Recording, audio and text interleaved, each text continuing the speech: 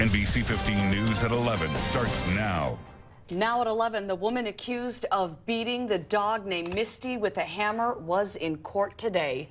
Plus, Milwaukee police in riot gear showed up to a local park after 100 kids went wild on the streets overnight. And we'll tell you what happened when someone on a base thought an active shooter drill was the real thing. But first, our big story, a Columbia County woman accused of beating her dog with a hammer and leaving her in a duffel bag for dead is headed to trial. 57-year-old Terry Benson had her preliminary hearing this morning. She's charged with mistreating and abandoning Misty in a wildlife sanctuary back in January. Misty was found by a group of hunters in a duffel bag. She had to get 19 staples on her little head. Now, she survived after being treated at the Columbia County Humane Society. Now, before this morning's hearing, supporters of Misty gathered in Columbia County. The march started at Riverside Park in Portage and ended outside the courthouse. Who's that? Miss Misty. People held signs that read "Dog Lives Matter" and "Justice for Misty," among others. As Christine just pointed out, Misty herself was in attendance. We'll have much more on this story coming up tonight on NBC 15 News at 4 and 5. I thought you missed that. I thought you missed my enthusiasm. This is your Weather Authority forecast. All right, after the rain we had this weekend, we've been dry ever since. Until today, we'll likely see some rain showers come in later on this afternoon. But for now, still dealing with dry conditions, 74 degrees. Also, the dew point really isn't indicating that much humidity as well. But we are still expecting some showers and storms later on this afternoon. But still dry out there, 74 in Madison, 77 in Bosco Bell as well as La Crosse, mainly mid to upper 70s in most locations. Winds out of the south, however, ushering in a warmer and relatively humid air mass that is residing to our south and will continue to get a little bit more humidity this afternoon and also develop some showers and storms. Notice to the north and west of us right now, that's where there's a lot of shower and storm activity. There's actually a cold front that is now in northern Wisconsin and will be sinking southward as we head throughout the day today. And once that passes, we'll likely get some showers and storms in the forecast. And I think that'll be actually after 6 to around 9 o'clock tonight. Those showers and storms will come in. We are looking at a dry weekend all the way to the 4th, and I'll have those details coming up in just about 10 minutes. AJ, thanks for the update. Police say a gathering of dozens of young people in a Milwaukee park became violent overnight. The young people threw rocks at police officers in riot gear who responded to Sherman Park. A brick broke a window on a Milwaukee County bus, and another smashed a window at a BP gas station. One rock thrown by someone in the crowd broke a window on a police squad. Authorities cleared the park and no arrests made. The good news, no injuries reported here. A Madison man has been arrested on multiple drug charges. 23-year-old Rashawn Nelson was arrested Tuesday following a search warrant carried out at his home on Clyde Gallagher Avenue. Police reportedly found a stolen shotgun, gun ammo, drug paraphernalia, cell phones, and cash. He now faces charges for delivery of heroin and possession of firearm, among others. Around the nation now, reports of an active shooter at Joint Base Andrews in Maryland have been deemed unfounded. Someone actually mistook an active shooter drill for the real thing. Well, the base was on lockdown just after 8 in the morning our time, and all personnel were directed to shelter in place.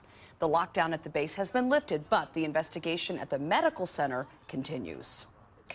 Should the 911 calls made by the Orlando shooter be made public? Well, that's what a judge is deciding today.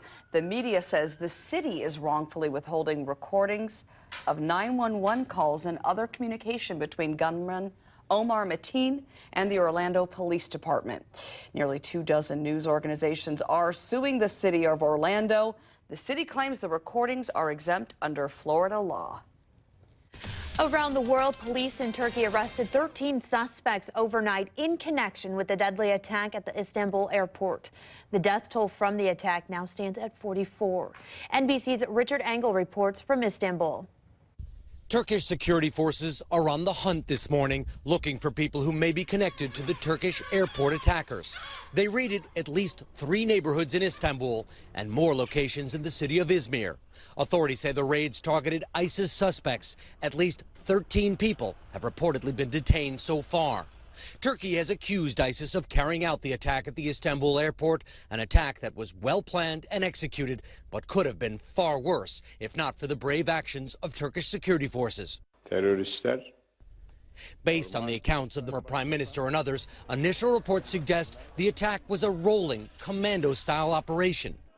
The terrorists arrived by taxi with backpacks and guns. They opened fire outside the main terminal, perhaps to draw away security forces. A bomb detonated curbside, apparently allowing the two remaining terrorists to slip past security and enter the terminal itself. One bomber managed to detonate after he was confronted by the police. A third attacker made his way to an upper level. He too was confronted by security forces, was shot, but also detonated a bomb. The police officers who faced the attackers are being celebrated here as heroes. And new images a Turkish newspaper posted online, apparently taken from airport CCTV cameras. One reportedly shows the three attackers, along with a video of one of them apparently shooting a plainclothes policeman who challenged him in the terminal. NBC News has not verified those images. A police source told NBC News that the three suicide bombers were part of a Russian-speaking cell and identified their nationalities as a Russian citizen, a Kyrgyz man, and an Uzbek. A Turkish media report said the three rented an apartment here in Istanbul, paying in cash about 3 months ago. An upstairs neighbor complained about the noise and a chemical smell. Richard Engel, NBC News, Istanbul. In our Decision 2016 coverage now, Donald Trump has hired Pete Meacham to run his campaign operation in Wisconsin. Meacham will start immediately as state director, and this is the second Trump hire in the state over the last few weeks. Meacham joins Vince Travato, who would work for Trump in Wisconsin's primary. President Obama and Hillary Clinton will campaign together for the first time in 2016 in Charlotte, North Carolina. That's set for Tuesday. The joint appearance was first set for earlier in June in Wisconsin, but rescheduled in the wake of the Orlando terrorist attack. The event comes weeks after Obama officially endorsed Clinton, saying he doesn't think there's ever been someone so qualified to be president. Clinton's aides hope the event will help unify the Democratic Party around Clinton, and they believe Obama will be able to reach out to voters who flocked to him in 2008 and in 2012.